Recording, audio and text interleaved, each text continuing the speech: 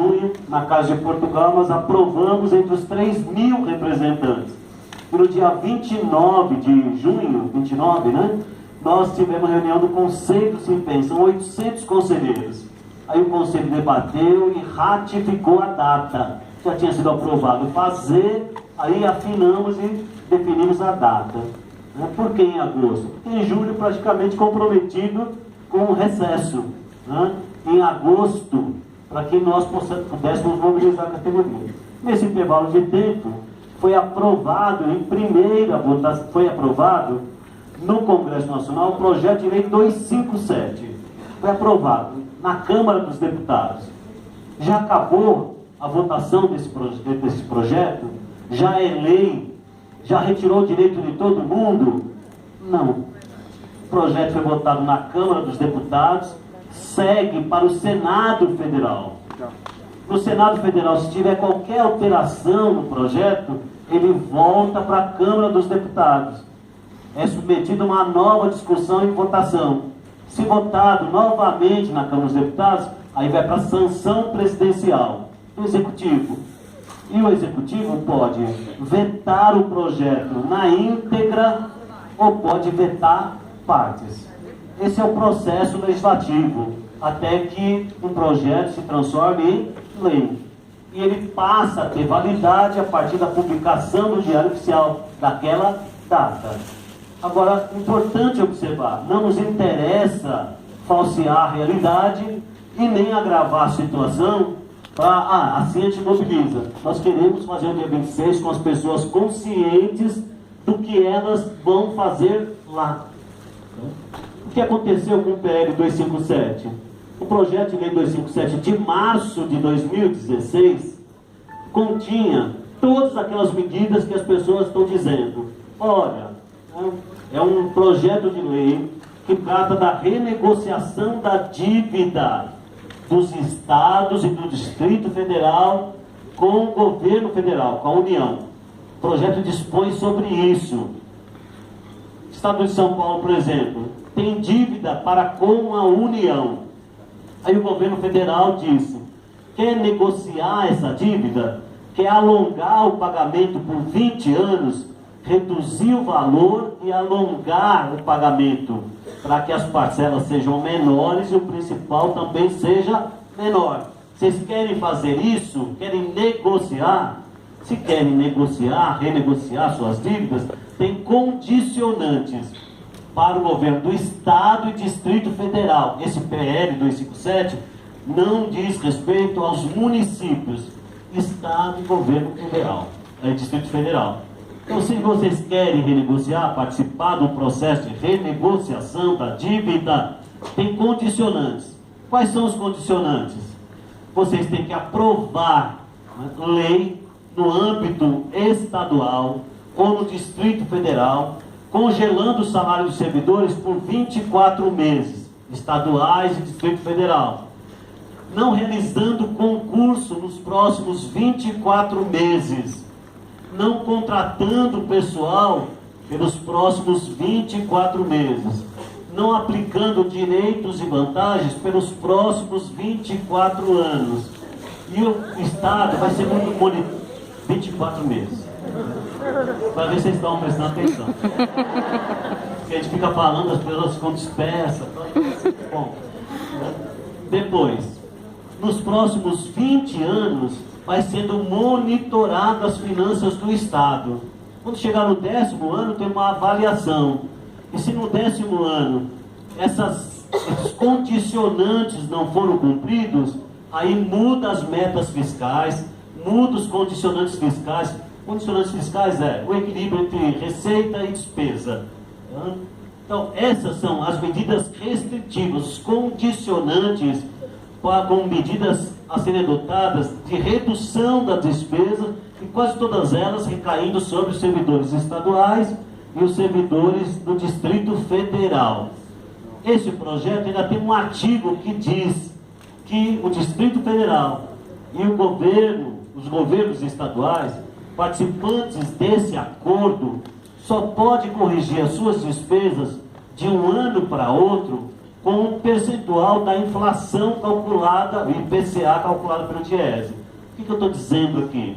O projeto diz, olha, se a despesa do Estado esse ano foi de 1 milhão, no ano que vem ele só pode realizar despesas de 1 milhão acrescido da variação da inflação. Imagina que a inflação foi 10%. Então só pode praticar o quê? 1 milhão, 10%, 1 milhão e 100. É aquilo que pode gastar as despesas líquidas. Não é? 1 milhão e 100. Inclui dentro dessas despesas pagamento pessoal, custeio, investimento, não sei o que e tal. 1 milhão e 100. Não pode gastar mais que isto. Bom, esse é o projeto original de março de 2016, com todos os condicionantes e com esse vinculador de acréscimo de despesa de um ano para o outro. Esse projeto, ele foi votado, né, foi discutido na Comissão de Administração Pública da Câmara Federal e ele foi votado. Foi votado com modificações e aprovado com modificações. Não vou fazer a avaliação por quem votou a favor ou contra. Teve modificações. E essas modificações ocorreram face a pressões das organizações sociais, do movimento sindical, da correlação interna dentro da Câmara Federal e todos aqueles condicionantes quanto não realiza concurso, congela o salário por 24 meses, não dá direitos e vantagens funcionais, ajuste, né, o seu plano de o regime jurídico único, que são os estatutos, adeque, né, o regime jurídico único ao regime jurídico da União, né, que subtrai quinquênio, sexta parte, não podia ter. Então, tudo isso que os governos estaduais e o Distrito Federal tinham que fazer para poder renegociar suas dívidas, foi retirado do projeto. Tá? E ele foi aprovado. Então, foi aprovado não realizar concurso durante 24 meses? Não. Foi aprovado não realizar concurso, tirar direito, não dar salário? Eles retiraram tudo isso. E esse projeto foi aprovado e foi para o Senado Federal. Tá? O processo de votação acabou? Não, está no Senado, está tramitando. Tá? O que é que foi deixado nesse projeto? Exatamente aquilo que mais interessa ao governo, tá? Que é o condicionante, o vinculante fiscal. Ele está dizendo que a despesa não pode crescer mais do que a inflação, né? A variação da inflação anual. O exemplo que eu dei. Aqui é um estado X, né? Arrecadou 1 milhão, para falar de receita e despesa. Arrecadou 1 milhão e gastou 1 milhão em 2016. Se a inflação for 10%, no ano que vem ele só está autorizado a gastar 1 milhão e 100. Estou falando de despesa. 1 milhão e 100. É isso que está no projeto. Variação da inflação. Ficou só isso, não os 10, a variação, seja ela a inflação que for. Qual é o problema que a gente tem dito para as pessoas que isso pode reduzir verbas da educação? Estado, União e municípios têm obrigação de gastar um percentual das receitas correntes líquidas com manutenção de desenvolvimento e ensino. A União, o governo federal, tem que aplicar quanto em educação anualmente? Quanto? 18%. Os estados e os municípios têm que gastar pelo menos 25%. 25%. Então, acompanhe meu raciocínio. A lei PL 241 diz que a despesa só pode variar, tem a variação da inflação de um ano para outro. Esse ano, a despesa foi de 1 milhão. Se a inflação for de 10% no ano, só pode, no ano que vem, gastar 1 milhão e 100. Se for 5%, 1 milhão e 50. Vamos ficar com o exemplo de 10. Então, imagina que foi de 10%, gastou 1 milhão esse ano, no ano que vem só pode gastar 1 milhão e 100, tá? Senão tem outras medidas que podem ser aplicadas como sanção. Tá? Mas acontece que a nossa cidade, nosso estado aqui, essa ficção que nós criamos neste momento, a receita cresceu 30%. A receita nesse ano foi 1 milhão, receita que arrecadou 1 milhão, Em 2017, cresceu 30%, então ela evoluiu para 1.300.000. Mas a lei está dizendo que só pode aumentar a despesa em função da variação da inflação. Então só vai poder gastar 1.100.000 e arrecadou 1.300.000. A lei determina que os estados, os municípios, têm que aplicar obrigatoriamente 25% em manutenção e desenvolvimento do ensino, né? Com as receitas correntes líquidas. A minha receita em 2017 foi 1.300.000. E a lei 257 está dizendo que eu só posso gastar 1.100.000. 25% de 1.100.000 é menor do que 25% de 1.300.000. Isso chama-se desvinculação de receitas. A Constituição fala que tem que aplicar 25, no entanto criou um condicionante fiscal, um vinculador fiscal, que desobriga, na verdade, o governo de aplicar 25, porque a despesa só pode variar em função da inflação. É possível o Estado, o município e a União arrecadar mais proporcionalmente do que a variação da inflação de um ano para outro? É possível. Como é que no final do ano é aprovado o orçamento da União, do Estado e do município? E no orçamento do Estado, da União, do município, os tributos podem ser corrigidos. Pegando o exemplo da cidade de São Paulo. Qual é o imposto mais conhecido na cidade? Qual é o imposto mais conhecido? O IPTU. Todo ano chega carnê para todo mundo. Tem uns impostos que são invisíveis. Você sente, né, mas não chega um carnê na tua casa. Né? O ICMS, por exemplo. Tá? Mas o IPTU as pessoas recebem. Aí eles aumentam o IPTU acima da inflação. Tem taxas, né, que entram na arrecadação geral. Tem transferências do Fundo de Participação dos Municípios, né, que é repassado da União para o município. Fundo de Participação do Estado, que é repassado para o Estado. Tem o ICMS, que o Estado repassa para o município uma cota à parte. Então pode ter um aumento da receita maior do que foi a variação da inflação.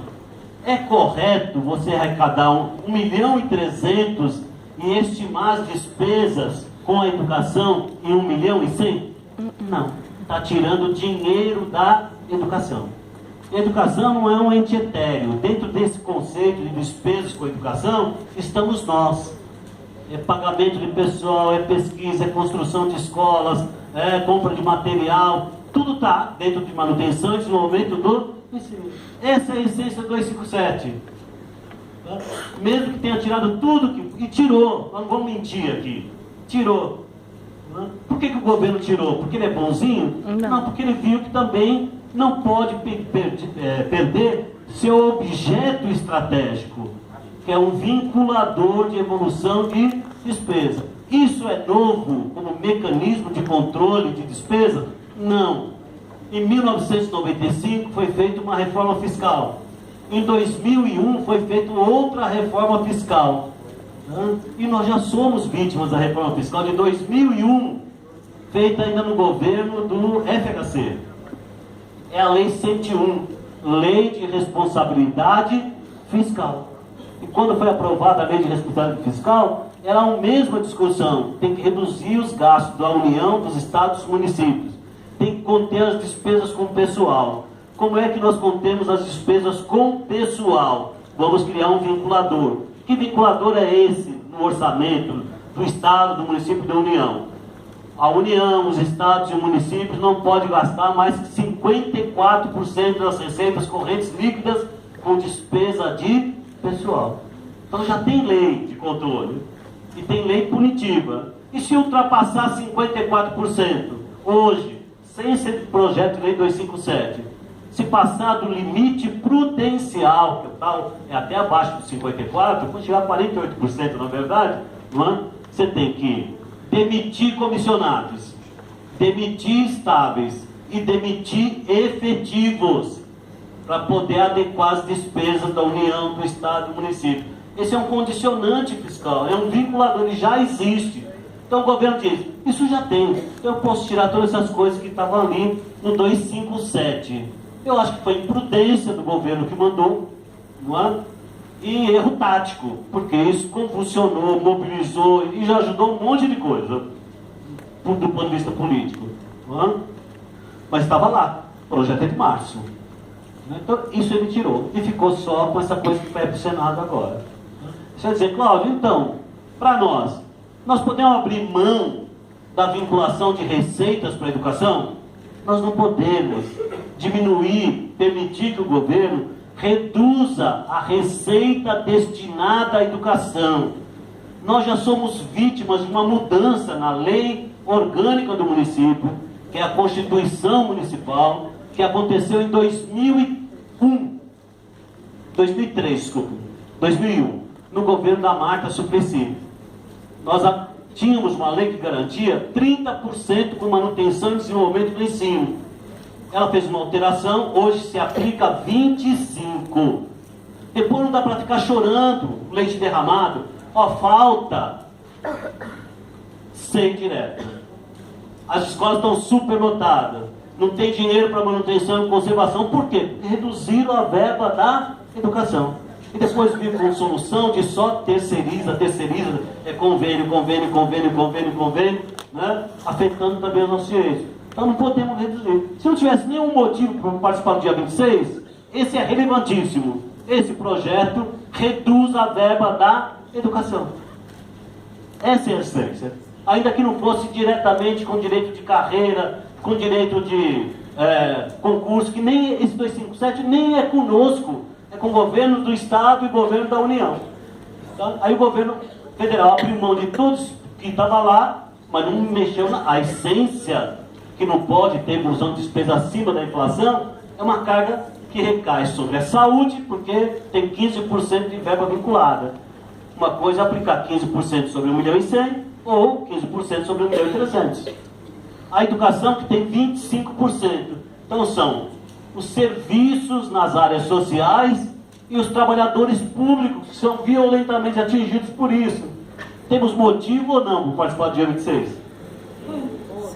E não dá nem para colocar no status menor. Ah, mas eu preferia, né, eu quero discutir lá o meu reajuste. Ah, tá bom, você quer discutir reajuste? Os salários da maioria dos servidores públicos, inclusive da prefeitura, estão congelados desde 2003. Por quê? Eles já usam um outro artigo que tem dentro da lei, dentro da Constituição Federal, para dizer que deu reajuste, mas ninguém sentiu. Nós da educação ainda nos viramos de 2008 para cá, através da nossa luta, não foi dado por ninguém, seja o governo que for, nós fomos à luta, conseguimos aumentar o piso, primeiro, conseguimos aprovar em 2007 uma lei que define que todo ano o governo precisa apresentar piso remuneratório. É a Lei 14.660 de 2007. Tem o artigo 100. Seja o governo que for, tem que aumentar o piso. Não diz qual é o percentual. O percentual vai ser em função da nossa correlação de força, luta. Todo ano nós temos feito movimento. E com isso, nós, da educação, você pode comparar, todos tiveram no seu padrão de vencimento 148% de 2008 até 2016. E o restante do funcionalismo teve o quê? 0,01. O governo cumpriu a Constituição, que diz que anualmente tem que ter reajuste para os servidores. Então, para cumprir isso, ele dá 0,01, porque eu cumpri a Constituição. Isso vale também para quem não tem paridade, ficou só com 0,01. Desculpa, no ano de 2005 teve 2%, no ano de 2011 teve 0,82% e o resto tudo 0,01%. E quem que escapou disso? Nós da educação e aqueles que tiveram o seu salário transformado em subsídios, que a prefeitura aprovou a lei que introduz o subsídio como substituto de remuneração. Nós lutamos e não permitimos que o subsídio chegasse em nós. Mas o pessoal da saúde, engenheiros, arquitetos, agrônomos, fizeram, o pessoal do Hospital Servidor Público, foi aprovado e eles foram até lá fazer opção, porque no primeiro momento apresentou 3.000, né, era maior do que ele ganhava, ele optou pelo subsídio e abriu mão do quinto da sexta parte, da evolução, da promoção, da progressão de todo o direito de carreira. Conversa com o funcionário lá do Hospital Servidor Público, você vê se ele fez uma... Nós evitamos isso. Então o governo já tem mecanismos de controle de despesa. Então ele abriu mão do 257. E esse 241 que o governo Temer encaminhou para o Congresso Nacional também é um pacote de reforma fiscal. Ele tinha tudo que tinha o 257 quanto tem, como medidas condicionantes para a renegociação da dívida. Tudo que tinha o 257, não faz concurso durante 2 anos, congela o salário, não sei o que e tal. Ele aperta ainda mais o cerco nas medidas fiscais. Se o governo não controlou suas despesas, o que acontece com esse governo? Só que, diferentemente do 257, que se aplicava ao Estado e ao Distrito Federal, o 241 se aplica aos poderes da União. Quais poderes da União? O Legislativo, o Executivo, o Tribunal de Contas do Município, a Procuradoria-Geral da República. Então, eu estou falando, as despesas de vocês não podem crescer de um ano para outro acima de 10%. Se for possível, nesse crescimento de despesa de um ano para o outro, dá reajuste, conserta. Se ultrapassar, não pode. Então é o projeto, em essência, é o mesmo, o 257 e o 241. O 257 foi votado, foi alterado. O 241 está tramitando. Se vai ser mantido tudo aquilo que foi derrubado no 257 e no 241, nós não sabemos. Tudo indica que também vai, porque o governo quer manter a essência do projeto. Enquanto o 257 é uma lei ordinária, o 241 é uma PEC, Projeto de Emenda Constitucional. Precisa de muito mais deputados para aprová-la, mais senadores para aprová-la do que o PLC 257, o 241. E onde entra a reforma da Previdência nisso, todo mundo interessado nessa história. Minha aposentadoria. Quem estava comigo de manhã na entrada, viu uma senhora, professora, veio aqui só para falar uma coisa. Cláudio, estou desesperado, pedi minha aposentadoria. E lá na minha escola, já pedi, né? Já tenho 2 vezes. Eu tenho esse cargo e o outro, vou me aposentar daqui 3 anos. Aí, ó, minha diretora, pessoal, você está fazendo uma loucura. Não peça aposentadoria, porque depois você não vai se aposentar no outro cargo. Então ela veio aqui tremendo. Quem estava lá comigo de manhã? Aqui. Não foi isso? Estava tremendo. Eu falei, calma. Não é calma de tipo, não faça nada. Não é isso. Não está nem no PL 257, nem no PL 241, isso que a pessoa não pode se aposentar em 2 cargos. Vai continuar se aposentando em 2 cargos. Porque tem acúmulo legal, é constitucional. Mais do que um direito nosso, o Estado se programa para usar os seus recursos humanos. E o acúmulo, quando foi criado como instituto, né, e aprovado na Constituição, nas leis trabalhistas, né, ele atendia uma necessidade do Estado brasileiro. Qual a necessidade? Você só tinha professor leigo. Então os professores que eu tinha habilitado, eu tinha que usar o máximo. Se a jornada é de 40, não pode passar disso, vão dar direito a ele a acumular, é como se fosse uma outra pessoa. Eu vou levar à exaustão o trabalho dele para poder garantir que eu tenho um professor. Essa realidade modificou bastante, mas ainda no Brasil, lá fora, você tem um monte de professor leigo, não tem habilitação. Então eu vou usar o recurso humano que eu tenho, aumento a jornada. Como eu aumento? Dobra o cargo dele. Mas não pode. A gente muda a lei. Lógico, hoje as pessoas têm acúmulo por necessidade financeira, não é uma coisa que gosta, é prazeroso trabalhar 60 horas por semana? Não, uma necessidade. Então não mudou o acúmulo, não vai mudar. O que vai acontecer, se for aprovado, o regime de previdência complementar, que estava incluído no projeto 257, dizendo para os governos estaduais: crie regime de previdência complementar se quer renegociar sua dívida. Além de criar regime de previdência complementar no Estado, no Distrito Federal, também aumente de 11% para 14% as despesas com o pessoal. Estava no PL 257. Isso foi retirado. Tá? Mas enterraram a proposta? Não, né? Não. Nem no governo federal, nem no governo estadual e nem no governo municipal. Aonde que está essa história de criar regime de previdência complementar aqui na Prefeitura de São Paulo? No projeto enviado pelo Haddad em 2015, que cria o regime de previdência complementar, que tem gestão do Sampaprev. O pessoal fala o Sampaprev.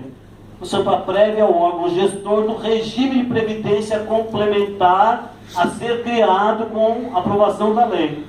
O Sampaprev está para o regime de previdência complementar, assim como o IPREM está para o nosso regime de previdência. Todos nós aqui estamos vinculados ao regime próprio de previdência da Prefeitura do município de São Paulo. Esse regime próprio de previdência, todos nós que estamos aqui, imagina que aqui fosse a totalidade da rede, tá? Todo mundo que está trabalhando atualmente na rede. Tá? Todos aqui estamos submetidos ao regime próprio de previdência social, e esse regime próprio de previdência social tem como teto na aposentadoria, como valor de aposentadoria, a remuneração do prefeito. Tá? Cláudio, mas alguém consegue chegar na remuneração do prefeito na educação? Consegue. Ele ganha judicial, tem 2 cargos, até ultrapassa, e aí corta o que excede. Qual é o teto? 24 mil alguma coisa. Tá? Mas isso é uma referência. Então, hoje você pode se aposentar, tem um valor de aposentadoria superior àquilo que é pago pelo INSS. O INSS, que é o regime geral de previdência social, que paga a pensão e aposentadoria dos trabalhadores da iniciativa privada, o teto é 5.300 e alguma coisa. Então, mesmo que tenha um gerente de banco, você aposentou com 8 mil, cai para 5.300. Por que o Haddad mandou o projeto para a Câmara? Porque ele quer criar aqui um regime de previdência próprio. E a Constituição já diz que se você tiver um regime próprio no âmbito dos estados e dos municípios, se você tiver um regime próprio, o teto é o teto do maior salário na prefeitura. Se você criar um regime de previdência complementar, você pode instituir o mesmo teto do INSS. Por isso que quer criar o regime de previdência complementar, o Sampaprev no município de São Paulo. E qual é a consequência disso?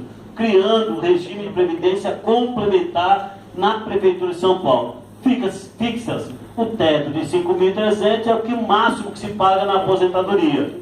Inclusive para quem acumula, Você tinha um cargo de 7 mil, né, no final da carreira, e outro de 3.400, dá 10.400. Se você se aposentar simultaneamente ou não, quando você tiver aposentando um de 7, cai para 5.346. Tá? Aí vou me aposentar no outro. Se você estiver na ativa, tudo bem receber os 3 mil. Quando você se aposentar no outro, você não muda o valor da aposentadoria, 5.346. Esse é o teto. Esse é o PL 558 do prefeito Haddad. Que de resto, não é a única prefeitura que propôs o regime de previdência complementar. O governo do estado já aprovou o regime de previdência complementar para atender os parâmetros fiscais. Outros governos não restam. Então eu disse aqui, nós todos hoje estamos vinculados ao regime próprio de previdência social da Prefeitura de São Paulo. Se aprovar o regime de previdência complementar, o que acontece com todos nós aqui que somos hoje da Prefeitura de São Paulo? O projeto de lei, a gente não vai mentir para casar, mobilização, o projeto de lei diz, não afeta os atuais servidores. Você tem 2 cargos? Tem soma de 12 mil, vai se aposentar com 12 mil. Os atuais. Tá? Você vai estar subordinado ao regime de previdência complementar? Não. Para quem é o regime de previdência complementar? Inclusive no projeto atual que está na Câmara, do prefeito. Tá? Atinge os novos. Quem chegar um dia após a votação do projeto, depois de votar o projeto, tem que ir para o Ministério da Previdência. Eles verem que o projeto está nos parâmetros que eles estabeleceram, volta, aí o prefeito sanciona. Aí com a sanção é instituído o Sampaprev, que é um órgão gestor, uma autarquia, e aí começa a vigir o regime de previdência complementar. Quem chegar a partir da legalização desse tema, vai para o regime de previdência complementar. Aí alguém disse, ufa, então não tem nada a ver comigo, eu estou salvo. Qual é o problema? Né? Sempre que nós temos apontado em reunião, quem foi na reunião de RE, o Sebastião falou sobre isso, né? As pessoas só lembraram daquela fala toda lá na Casa de Portugal, depois gerou um post, não sei de alguém, que já botou lá: a partir de amanhã, a professora se aposenta aos 62, professor se aposenta aos 67, as pessoas quase cometem suicídio no dia seguinte. Sim. E todo o restante que ele falou, passou batido, uma coisa assim, né? Então, o que vai acontecer? Nós aqui está a totalidade de servidores, o total de servidores da prefeitura, nesse ambiente. Nós estamos vinculados ao regime de previdência próprio da prefeitura de São Paulo. Aí foi aprovado no dia 5 de setembro, só para dar exemplo, porque senão daqui a pouco está lá no Facebook. O Cláudio disse que a partir do dia 5 de setembro já tem um regime novo, todo mundo já está nele. É assim, não é? Então, exemplo, dia X, melhor assim, foi aprovado, tá? Um regime de previdência complementar. Nós aqui não temos nenhum problema, quem chegar novo vai receber. Tá? Mas imagina que no ano que vem, todos nós, total de servidores municipais, se aposenta. Aposenta. Não vai ter dinheiro. Então, todos aqui estão aposentados. Como o serviço tem que ter continuidade, no nosso lugar, para preencher o nosso cargo, outras pessoas, no mesmo exército. Esse exército de pessoas que virão vão contribuir para qual regime? Regime de previdência complementar mantido pelo SAMPA. E nós vamos receber a aposentadoria